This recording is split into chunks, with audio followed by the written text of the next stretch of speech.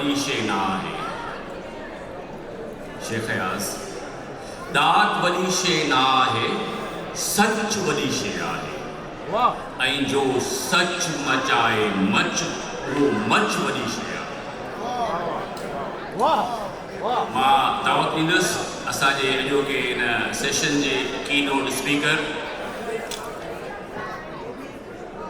what loves more than I become emotional in a way to introduce him. Please welcome Zulfikar Ali Bhutto Jr.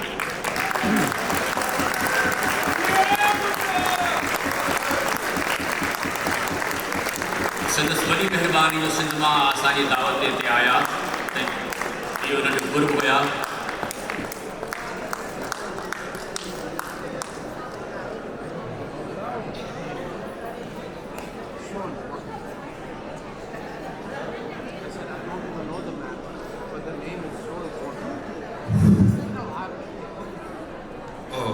Password is Hikba34. Wow. I think you already had your keynote. Can we have one more round of applause for Suhaya Bro, please?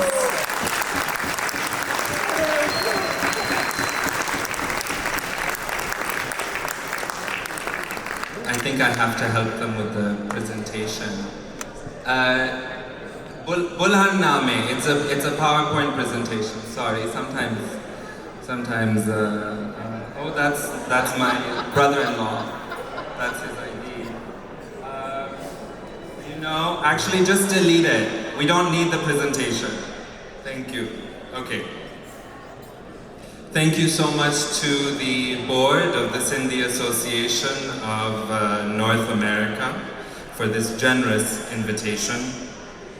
And thank you all, our dear audience, for taking the time out of your evenings to be here.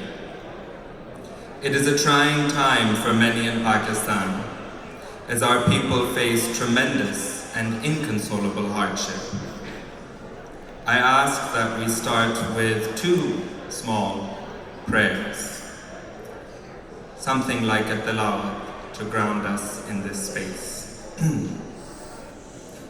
Bismillahirrahmanirrahim. نادي عليا مظهر الأجائب تجده عونالك فل النوايب كل هما وغما سينجلي بعظمتك يا الله ونبواياتك يا محمد وبواياتك يا علي يا علي يا علي एक ओंकार सतनाम करता पुरख निर्भव निर्वैर अकाल मूरत अजुनी से भंग गुर प्रसाद जप आद सच जुगाद सच है भी सच नानक हो से भी सच.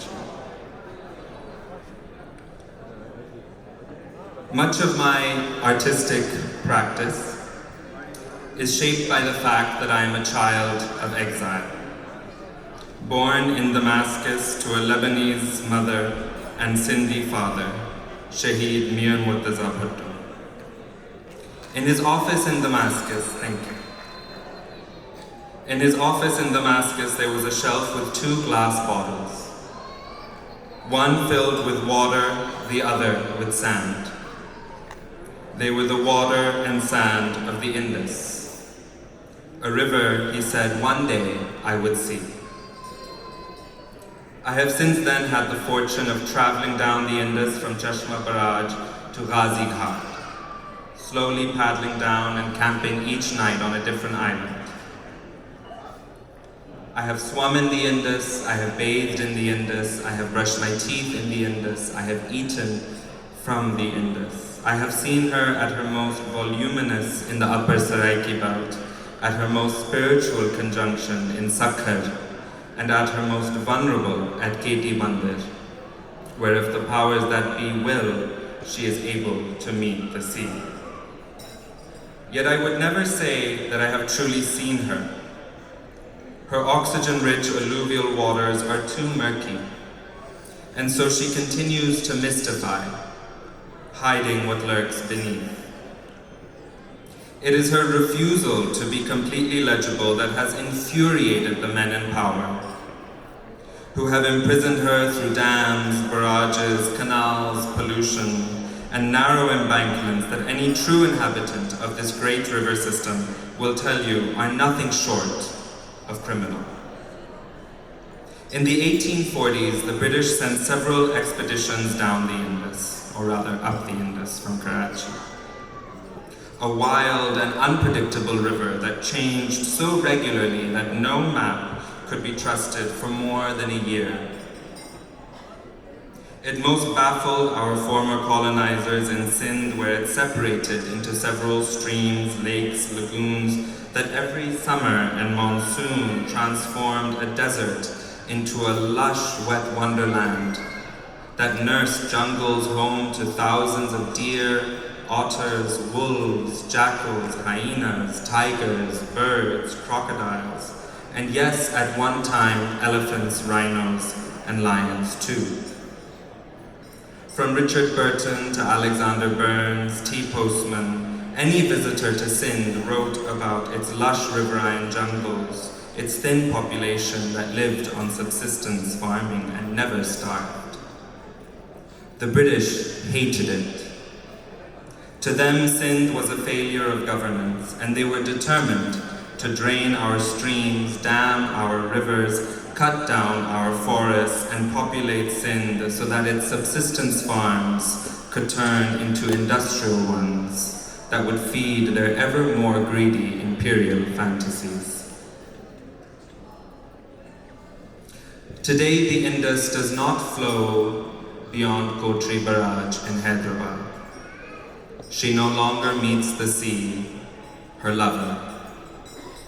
Instead, the sea intrudes inland, slowly eating away at our coast. In fact, the entirety of the district of Thatta was formed by the Indus. Had the Indus not deposited her alluvium, her silt, her mud, there would be no Makli. There would be no Shah Jahan Mosque. There would be no Sindh. Wow. In the wet season, Sindh was called the Mitto Samundr, the sweet ocean.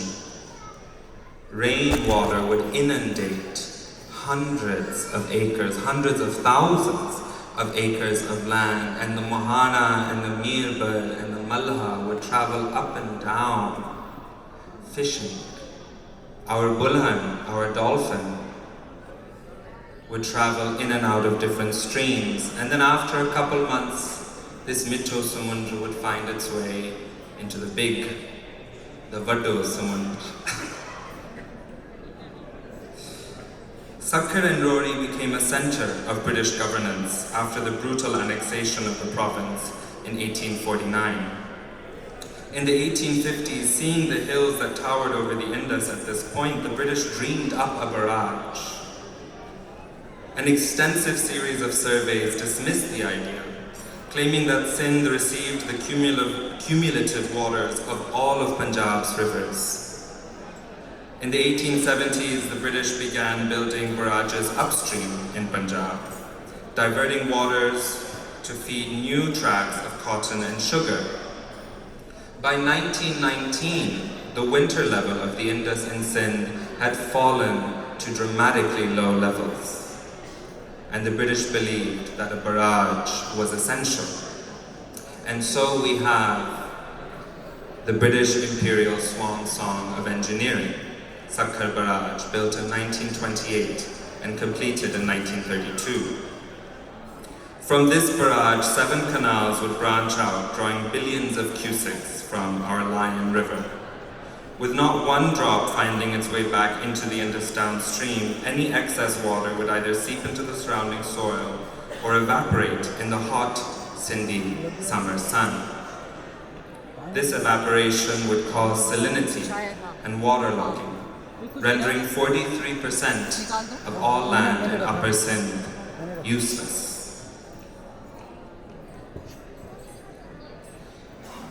In an era where humanity attempts to control all things natural, we realize that we do a disservice to no one but ourselves. The river and water systems of South Asia have never been static. They move as they will. creating and destroying civilizations, but always sustaining. Perhaps it is time we thought with nature rather than against it. Has anyone ever seen Batman and Robin? Yeah, I see a few hands. With the one with Uma Thurman as Poison Ivy and Arnold Schwarzenegger as Freeze, yeah? It was, I think, the worst Batman ever made, but it might seem silly to mention, but I have a point here. There is a scene in which Poison Ivy confronts Bruce Wayne, George Clooney, and she tells him that he has the power to stop environmental collapse just with one finger on a button.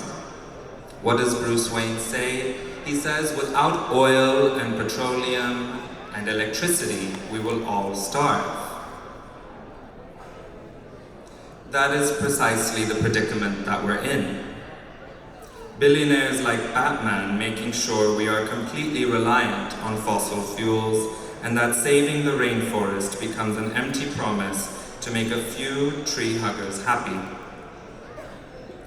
Last year, in the wake of the floods, our own government negotiated the COP27's Damage and Loss Fund in Egypt, in Sharm el-Sheikh. Some have argued that this was an easy bailout for rich countries and a paycheck to whoever was of power at home. To others, it was a clever stroke of diplomacy by a poor country. Whatever it may pan out to be to our Mazdoor, Kisan, Mirbar, Malha, and Hari brothers and sisters, this agreement means close to nothing when their homes are destroyed in the name of development, and then again by floods and excessive heat. When have Pakistan's ruling parties ever proved transparent and accountable, let alone to empower the poor and needy? Writer and climate activist Naomi Klein once said that we are living in the age of prophecy, a time that all religions predicted, doomsday, and the end of humanity. There is no reversing climate change at this point, which is maybe why we find excitement in handouts like COP27's Loss and Damage Fund. My work as an artist, which you can't see because we're having technical issues. My work as an artist looks at a 10-kilometer stretch of the river between the hill cities of Sakhar and Rohri, the Labbe Mehran, the lips of the Indus, where she drops 1 meter in elevation, marking her lower course and historic delta. I choose to see this site not through the eyes of humans alone, but through this river's shyest and most resilient mammal, the Indus River dolphin. Through millions of years of evolution, the dolphin has no need for eyes. Bulhan, as she is known in Sindhi and Saraiki, has no lens, only a pinhole, sensing the most basic changes in light and dark. It may interest you to know that cetaceans, whales, dolphins, etc., for the most part can trace their origin to Pakistan's Patwar Plateau and Salt Range. As the Indian plate inched closer to the Asian plate, a sea began to form, known as the Tethys Sea. It was on its shores that a wolf-like dinosaur would go back to the water, its paws morphing into fins and eventually becoming a whale prototype. This fossil has been aptly named Pakisaurus, after our dear Pakistan, and in fact proves what many scientists were already theorizing, that as the Indian plate inched closer to the Asian plate, the Tethys Sea dried up and formed the Yangtze, the Irrawaddy, the Ganga, the Indus, and so on and so forth. And these proto-dolphins evolved with it. So our Bulhan, our Sindhi dolphin, is practically a dinosaur. Coming back to Pakistan in 2020, my instinct was basic. Having studied alternative photography, I took my pinhole camera and decided I would take landscape photos of these 7 sites that dot this 10-kilometer stretch. imitating how the dolphins would see them, from shrines to major engineering projects that have dictated their fate as a species for hundreds of years. Alongside this methodology, archives also pick up relevance. In particular, a book by an Italian scientist named Dr. Giorgio Pillari. When we speak of reparations, particularly in Pakistan, or climate reparations even, we are usually speaking about money, objects, jewels, assets, essentially. Yet it is rare that we speak about stolen bodies, the bodies that could have lent themselves to a better country and a better ecosystem. The same resentment for the natural world that the British had led them to systematically annihilate wildlife in their colonies. They drew up lists of thousands of tigers, wolves, jackals, hyenas, crocodiles, gazelles, hog deer, wild boar, otters, badgers, lions, cheetahs, leopards, and yes, even dolphins that they killed in the riverine forests of the Indus, the Kirthar Hills, and the Thar Desert. This attitude would continue into Ayyub-era Pakistan, which makes sense given Ayyub himself was a product of British military strategy. Forests, indigenous farming methods, and desi seeds, and the Indus Basin itself would be seen with such disdain. The damming of the Indus was a project in annihilation. The intent being to divert all the water to farms and industry and leaving this huge river dry. For this to work, bodies would have to be extracted, human bodies and non-human bodies, plant bodies and tree bodies. Then of course there were the useful bodies. We could keep those. The Hari, Kisan and Mazdoor that would toil, bleed and sweat until they themselves were no longer needed.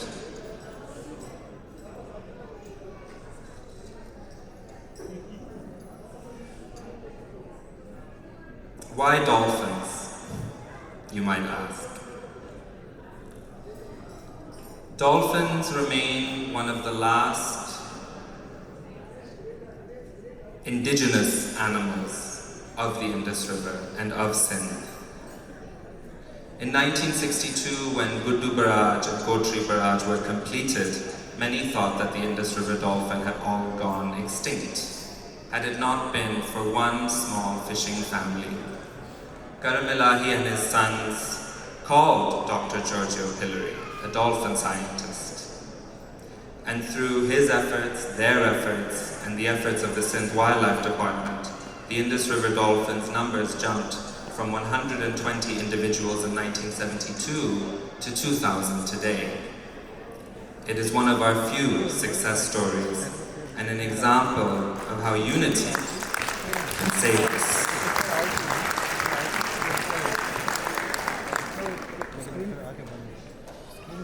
Textile as a medium is important to me because it has the ability to step out of the snobbery of artistic practice.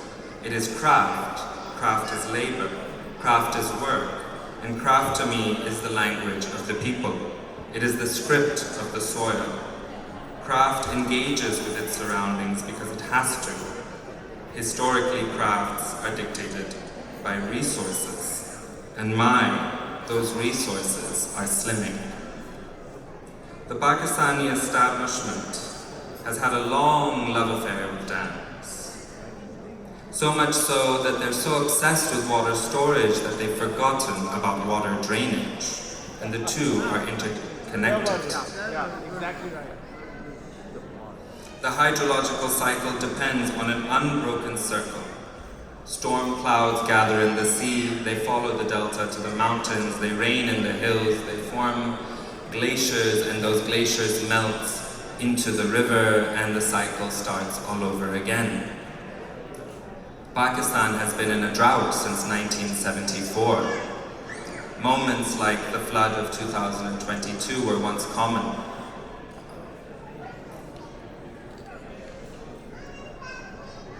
And additionally, all the dams in Punjab and Khyber Pakhtunkhwa, their water levels are going dangerously low. And what is the response of our establishment but to build more dams and to make it illegal to even say anything against them? Build as many dams as you like, but if the water of the Indus does not kiss the sea, then you will have no water in Punjab.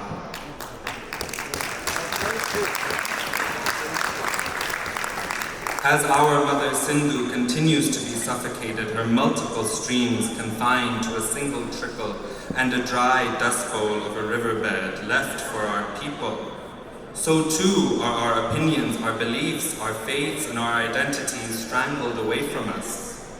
They are being eroded away like the mudflats of the Indus Delta.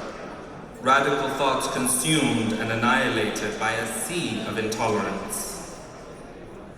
The river that once connected north and south, mountain and ocean, Sindhi, Saraiki, Pashto, Hindko, Balochi, Punjabi, has now become a dividing line between the powerful and the meek, the haves and the have-nots, free thought and stifling control. Poets, musicians, and artists whose verse and brushstroke were inspired by the river and its surrounding burrows and pits were once considered heroes and revolutionaries. The artist of today's Pakistan is called instead a witch and a sorcerer, and their work labeled a perverse, corrupting force in a country that is looking for a new identity. An identity that does not include a free river, a free people, a kind people. Pakistan more and more chooses a politics of death over life and of greed over generosity.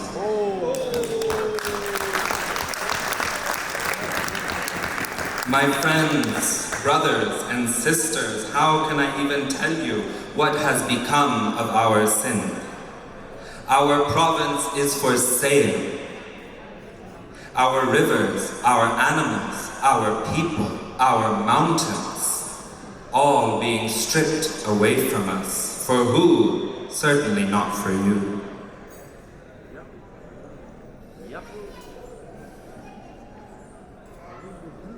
From Kashmir to Katie Bandar, Kirtar, Kathor, and the Karunjhar, from Aror to Amri and Odero Lal, we are being stripped away of everything.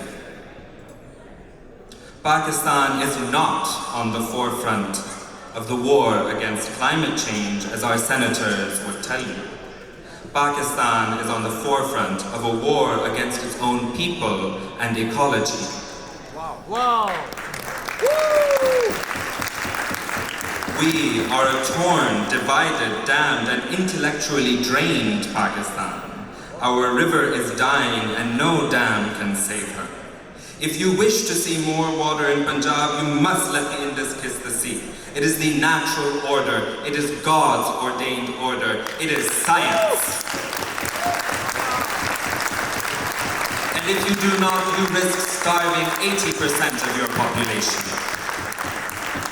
The fight against climate change is not one of jargon and meaningless pledges. It is a question of unity, embracing difference. At the end of the day, it should not matter if your neighbor is trans, gay, straight, bi, Hindu, Muslim, Christian, Parsi, Sikh, Sunni, Shia, Sindhi, Shidi, Baloch, Hazara, Balti, male, female, rich or poor. Eventually you'll both drown.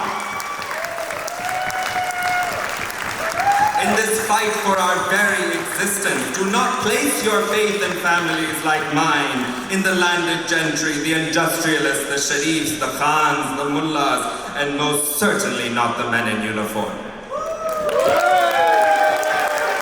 Look instead in the eyes of the Hari, the Kisan, the Mazdoor, the Mirvar, the Malha, the Bhil, the Bhagri, the Kholi, the Megwar, the Faqir, the Khwajazra, the Hijra, and in their eyes you will see our revolution. Jai Hind, Jai Awam.